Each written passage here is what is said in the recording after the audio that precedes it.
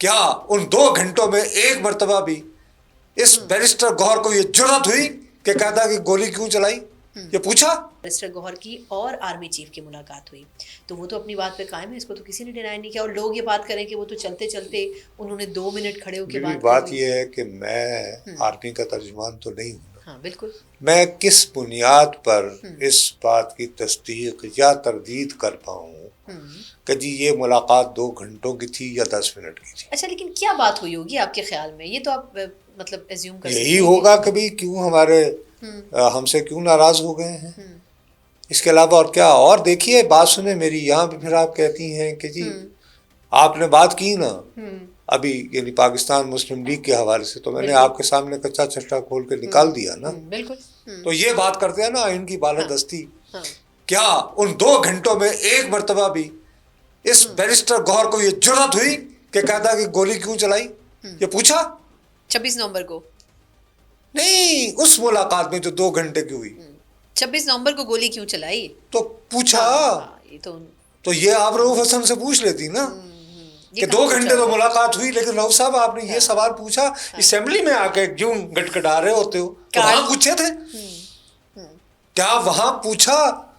نہیں پوچھا ہوگا میرا خیال ہے، تو نہیں، وہاں تو آپ منت ترلے کر لیں گے، تو کیوں قوم کو آپ بھی بے وقوف بنا رہے ہیں؟ بورڈ کو عزت دو والوں نے بھی جیسے بے وقوف بنایا تھا، تو کافی نہیں ہو گیا تماشا ہمارے ساتھ؟ اور ہم انہیں زیر بحث لا رہے ہیں انتہائی سنجیدگی سے۔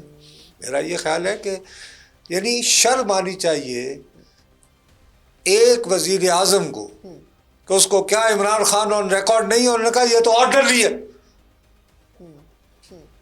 جس کو اردلی بولتے ہیں ہماری عام زبان میں، تو اردلی سے کیا مذاکرات کیوں کر رہے ہو؟ اور اردلی کو بھی شرم نہیں آ رہی کہ اردلی کہلوائے جانے کے باوجود اس سے پہلے جیسے باجوہ صاحب جو ہیں ان کو پبلکلی جلسے میں عمران خان صاحب میر جعفر اور میر صادق پکارتے تھے، اور وہی میر جعفر وہی میر صادق جو ہے وہ الوی کے ذریعے جا کے جو مزید ایکسٹینشن کی اپنا ہوس میں مبتلا تھا۔ تو جب آپ خود اپنے آپ کو بے عزت کروانے کو تیار ہو تو باقی ملے جو بندے بلان دی لوٹتے ہیں نہیں سر، لیکن اب مجھے لگتا ہے کہ یہ جو کھچڑی پک رہی ہے اس کا کوئی نتیجہ نہیں نکلے گا دونوں طرف سے، کوئی نتیجہ نہیں نکلے گا، یہ دونوں فارغ ہوں گے، دونوں کون؟ حکومت اور اپوزیشن؟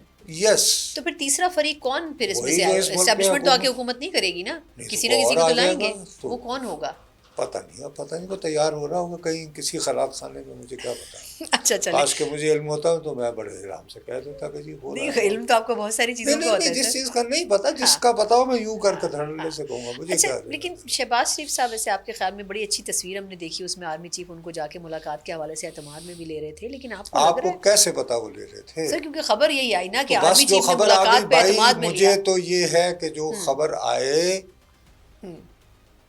بلے شاہ نے کہا ہوا ہے شک شبے دا ویلا، پاکستان اس وقت ٹوٹل انارکی کی صورتحال میں ہے اور یہ شک شبے کا ویلا ہے، اس پہ باپ پہ بھی اعتبار، کسی پہ بھروسہ نہیں کیا جا سکتا۔ میں کہہ رہا ہوں باپ پہ بھی اعتبار مت کریں۔